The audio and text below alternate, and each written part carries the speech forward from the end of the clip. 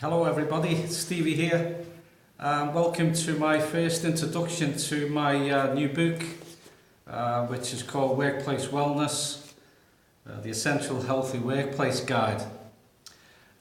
This book took me about 3 or 4 months to write, and I felt a need to address some of the issues that seem to be prevalent in workplaces in today's modern world of work. Obviously the advancements of technology, the way work is being done these days, and the changes in labour laws are putting quite a lot of stresses and impacts on the workplace, and specifically on the interpersonal relations between the workers and the management or the leadership. So this particular book, I just wanted to go through a series of about 4 or 5 videos, giving you some insight to what I found in the research, and that research spanned across the globe. It just wasn't where in Australia, where I'm actually based at the moment, in Perth, West Australia. It was actually based on also statistics from Europe, the UK and the USA. I kept it quite specific to Western world countries because of the statistical databases that they tend to keep up with the latest trends and statistics which are published, and that also gives you a better chance to understand the real life, everyday happenings that's out there and what's occurring.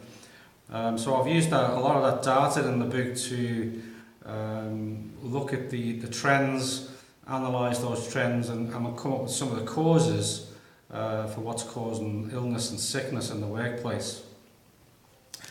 So I'll just give you a brief of what's to come in this video, and also what's going to come in the following videos, so that you've got a bit of an insight how they all interlink together.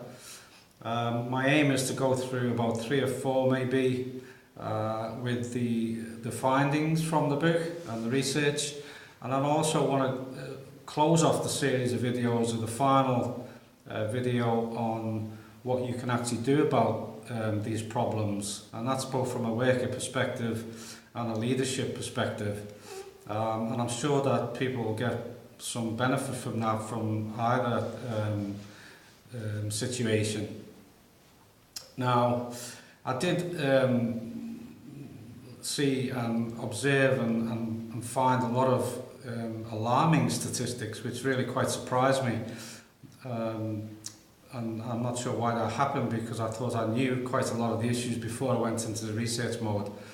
But I spent 11 years in occupational health at different levels, and from a shop floor level all the way through to management of teams in occupational health, and in small and large institutions, and also in training and education. So I have a very good, strong insight and experience for some of those main and key issues that seem to surface regularly. But like I say, I found new ones which really was quite interesting, so I want to pass that information on to you, and hopefully you can get something from it. Now, in today's modern world, we're all facing quite a lot of new challenges that have surfaced over the last decade, especially with technology advancements. And that has been a major contributor to the way we are doing work these days. And that also causes a ripple effect in regards to there's less face-to-face communication, there's less contact emotionally, and there's also less opportunity to discuss or conversate or talk to people face-to-face as well, about problems, whether it's about issues or whether it's also about who can I go to turn to when I need to get some problem solved. So the ball game's changed so much, and we need to be mindful of that as one of the main contributors to the big picture. But in saying that, also there's new pressures coming to the workplace which we never existed many years ago, and these pressures are also psychological pressures that are new pressures, and some are also causing behaviour change and lifestyle changes outside of work as well. So I'll just give you a brief of my background, so moving into the videos that I've got some high-end experience both in the corporate world and in the blue-collar world, and also in the training and education world. My qualifications, I've got a bachelor degree in health, which is strong emphasis on health promotion and health and safety as well. And that was also supported by an MBA, which I did at the University of Western Australia, and really enjoyed myself doing it. Meet some real high-end professors in leadership, and I also studied in the areas of human resources and leadership style, which was something I was grateful for. Now, like I say, I've represented teams, I've worked as management of a team in health and safety. I've dealt with workers' compensation claims, and I've also looked at various specific areas in different industries, from infection control in the nursing industry all the way through to working in local councils with blue-collar workers, construction workers, engineering workers who are out there in the field day in, day out in all sorts of extreme exposures to weather. And I've also been chair of many occupational health and safety committees. And I'm not trying to blow my trumpet there, but basically a lot of people felt as though I was understanding of their issues, and most cases being a chair of most of the committees I've been on has been due to the votes of the workers themselves, not from my own desire. So I was quite privileged to do that, but also to gave me a lot of experience in regards to what the first-hand issues are. But it also gave me a lot of experience in the fact that a lot of these issues are not resolved. And we can have a round table of 20 people, 30 people discussing issues, but I always, 60 or 70% of my experience, I can honestly say that a lot of the people that were in leadership roles or management roles didn't really have much idea about their duty of care obligations, or they did, and they proceeded to ride the risk. So I, in lots of ways, was the educator of those people, in other words, trying to give them the information that they should adhere to their duty expectations under the specific laws. So I hope I can bring that experience into the videos as well as you go through, and that's something I hope you'll get some benefit from. Okay, so this video is going to be focused on a couple of key areas which I can present some feedback from my statistics, and just to give you a brief on those statistics and where I got them from. Mostly they were from subject experts in their fields. I also looked at databases across the occupational health and mental health statistical databases in various countries. I looked at high-end reports that were global reports with thousands and thousands of workplaces, and that also goes for tens of thousands of workers. And it was their feedback that made me potentially want to do these videos, so that you can also see what people are becoming uncomfortable about. Now, I also included unions because certain union research projects have also highlighted these issues, and if you are from a union background, you'll probably understand where I'm coming from. And I didn't sort of keep a bias there. I looked at Chamber of Commerce and what they were saying about certain issues in the workplace, and it gave me a broad gambit of what was being highlighted. But I just want to briefly introduce you to one of the subject experts, and his name was Professor Michael Quinlan.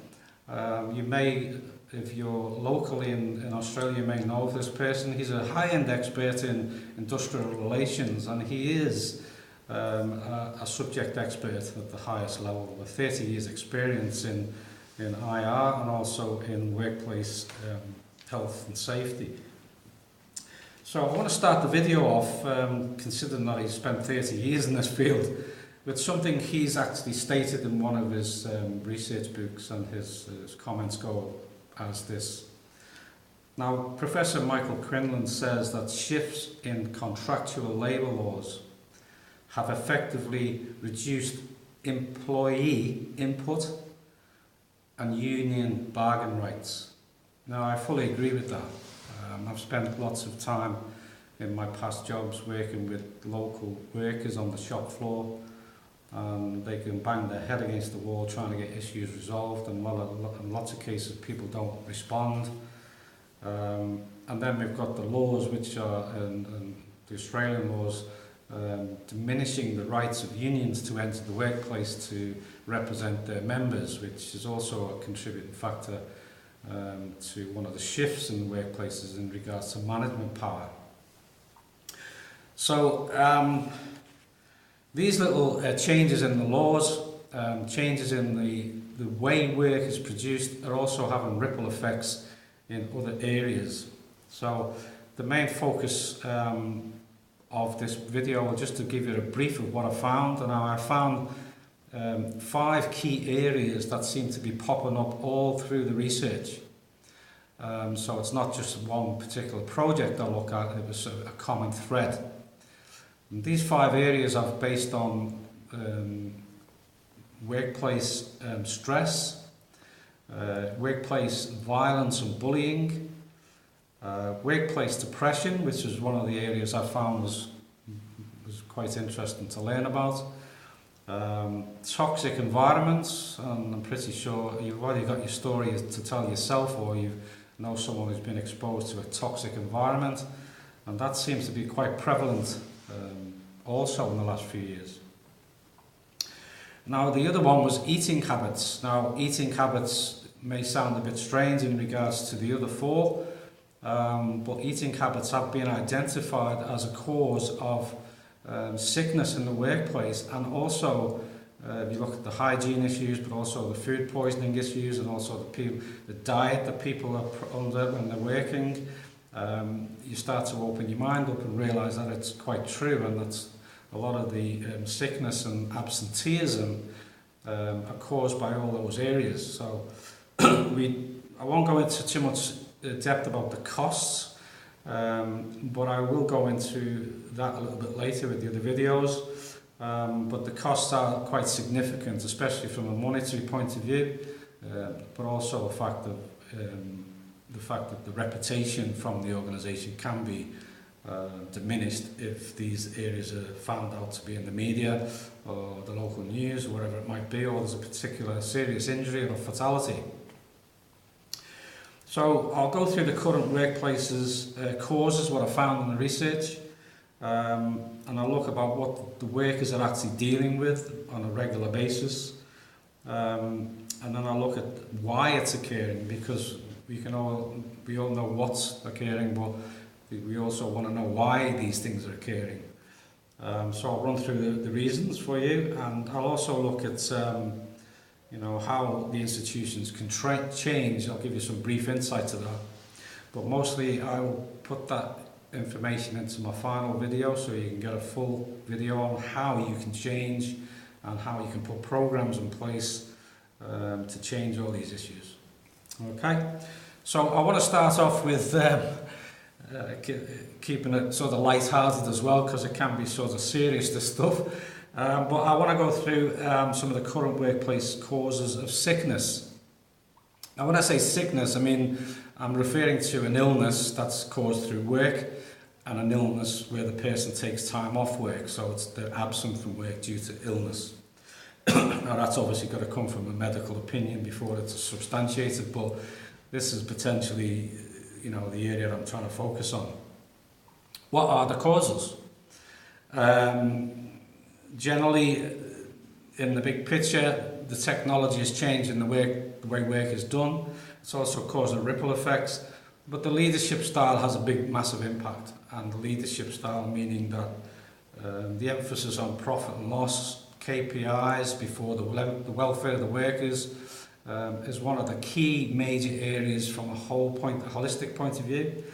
But I found that a lot of the research is consistent in the fact that workplaces in this day and age across the world, not just in one local country, is very permissive of poor behaviours.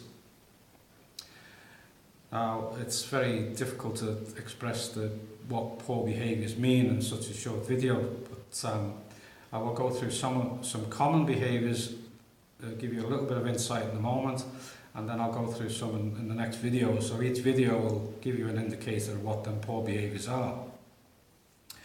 Inadequate staffing, there's a lot of KPI model of trying to make the profit with less amount of use of human resources or financial resources. So that's also bringing a major cause being inadequate staffing.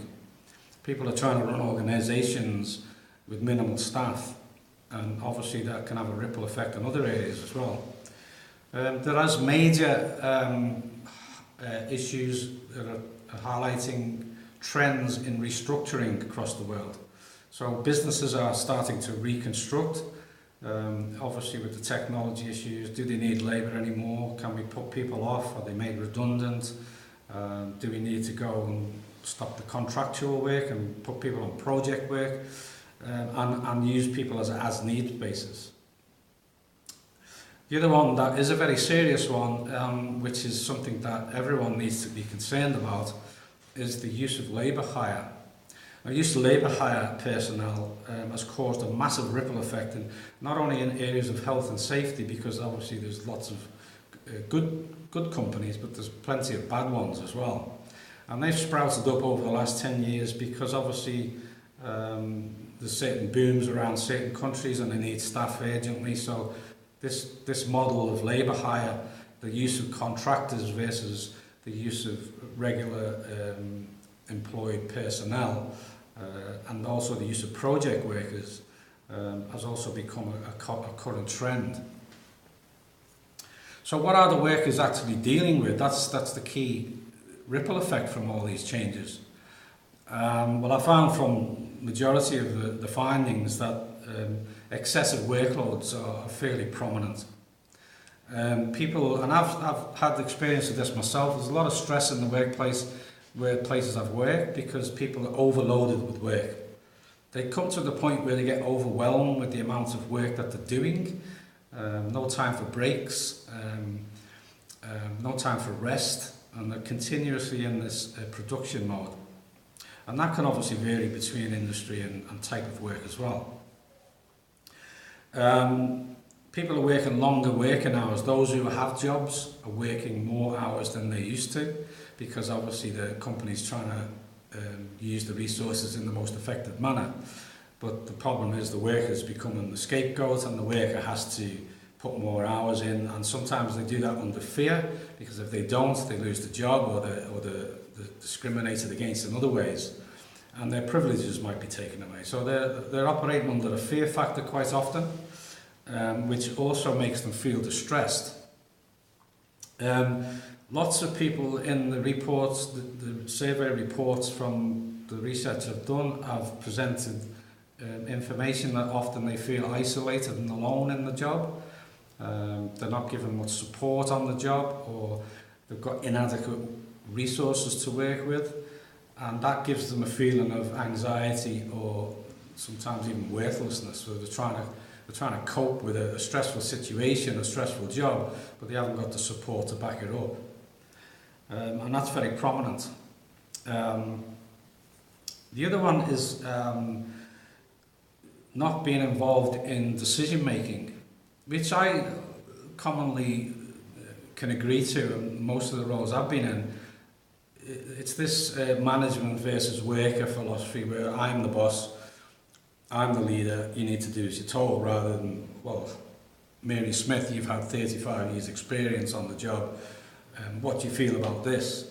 And this is causing a bit of friction and tension among workforces, because people are feeling devalued, they don't feel like they've got any ownership of the job that they're doing, and they're just being told and do it mentality rather than a consult or cooperative model of communication.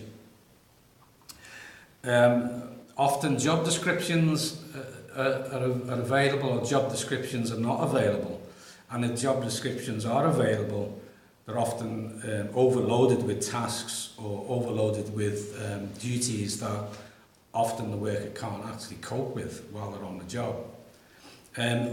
Role ambiguity is another one where they're given a job to do, but they're doing other jobs as well, which they could be doing someone else's job or someone else's role, and that causes added pressure and added stress too.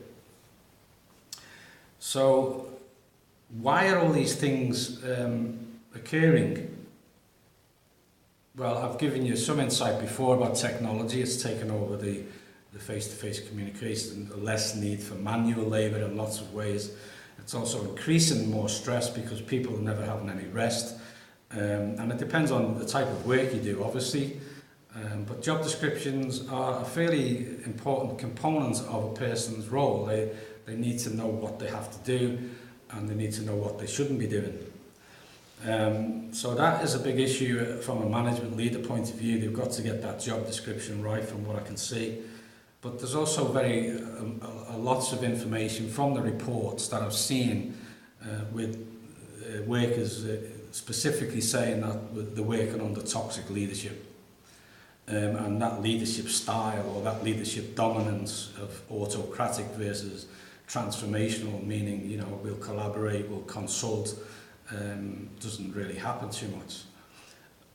Bullying is another one which came up in the reports. Bullying was quite prominent in most of them, where people were feeling bullied, pressured by the management or the supervisor teams to get the job done at the least amount of financial or human resources, and get the job done in the least amount of time. So this leadership style I'll touch on in a few videos down the track. Lack of supervision was a big one, where lots of workers feel that they're not being supervised. And this is an interesting one, because when you look at the duty of care expectation, lack of supervision is one of the key factors which could, you know, benefit the worker if there's a problem, because and it should be highlighted if the management teams or the leadership teams want to express their duty of care. If something goes wrong, then they have to really prove that there's been adequate supervision. And I can honestly say that from my point of view, I've seen many supervisors give people an instruction first thing in the morning, but then they don't really follow up during the day.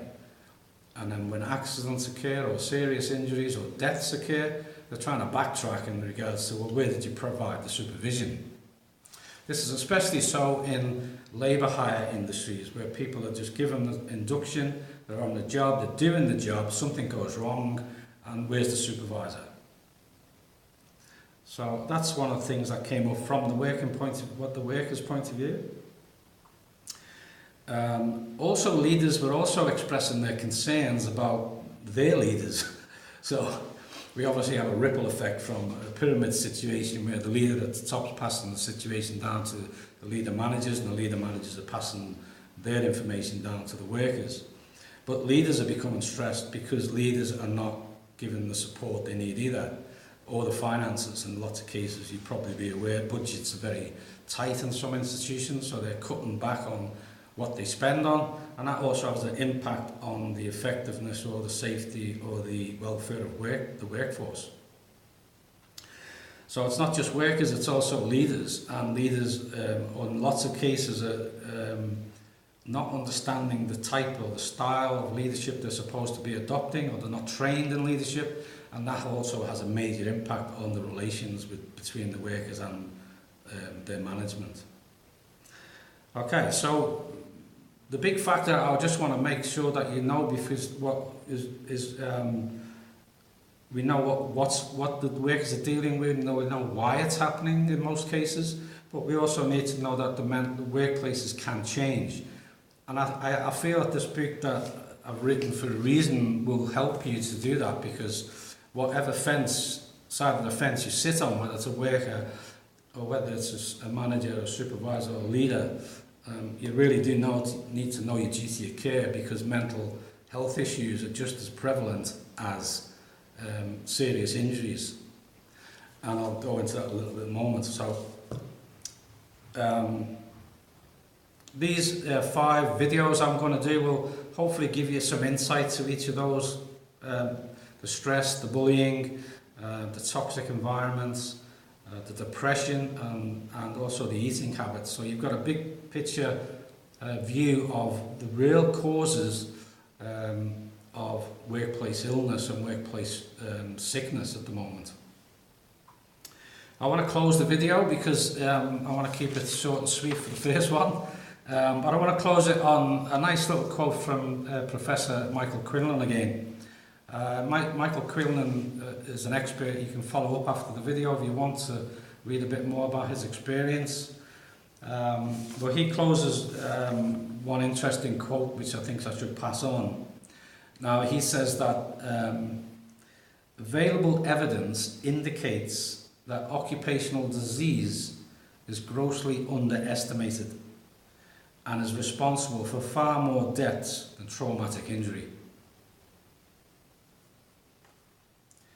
That is quite a serious statement to make as someone who's spent 30 years in the field of industrial relations, the impact that changes are making the labour law changes and how technology is impacting on workers, and also interpersonal relationships and the leadership, is quite a serious statement. And it also tells me that there's more psychological mental health issues surfacing. Lots we don't understand, lots we don't have any information on. But the more you go through my videos, you realise why I put this book together. So in the next video, I want to talk about, video 2, I want to talk about workplace stress, because when you understand what stress does to your body and your mind and also your spirit, it can cause serious illness and it can cause serious disease. And that's something that we're trying to minimise in workplaces, is not to go to work to come home sick or to come home having a serious disease. So I really thank you for tuning in to my first video on workplace wellness. And if you're keen to learn more, tune into my next 3 or 4 videos. Or look at my book, Workplace Wellness. It's available on steviewhite.com. Simple enough to remember. And it's in ebook form, and it's also in hard copy paperback. So that is also available in various countries, and I'll be passing on a bit more information as we go through the video series. And hopefully you'll have a nice day and keep your spirits up and stay safe. Thank you.